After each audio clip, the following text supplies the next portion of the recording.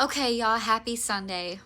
I hope this has sound because I just made another one and it didn't have any sound. But I have something to share with you guys because I had a great day. If you don't know me, I go to 2819 in Atlanta, Georgia, and I go to the 1 o'clock service, and there was no scripture given today because we got wrecked. And this is my story of how I got wrecked today.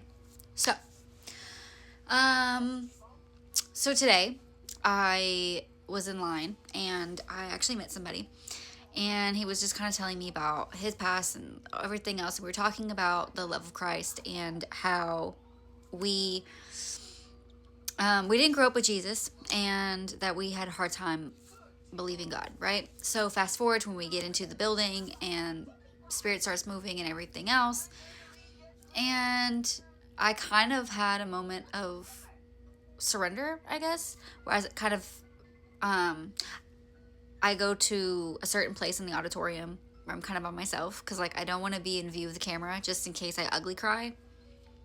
It's just me. So because I it happens, and so I ugly cry. I'm not a pretty crier. I'm very ugly, so I don't want to be caught on camera boohooing. So that's the truth.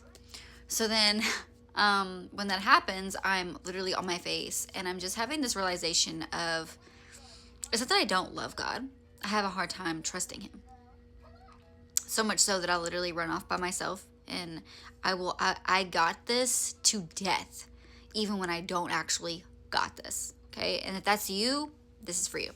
So I, coming into Christianity, this is not something I grew up in, as I stated. Like, it's just not something I knew. I knew of Jesus, but I didn't grow up with Jesus, so I had no reason to really fall into a religion. Um, just naturally, I just didn't grow up with a religion, so whatever.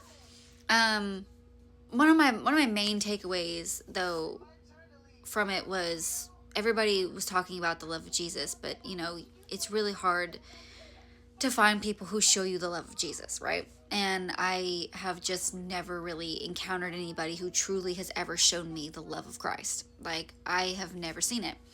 And so because of that, um I already felt like, I think when you grow up in households that are dysfunctional and you are an oldest child with other siblings especially, then you start feeling like this obligation of having everything together, and you have to have the answer for everything. You have to be the one that figures everything out.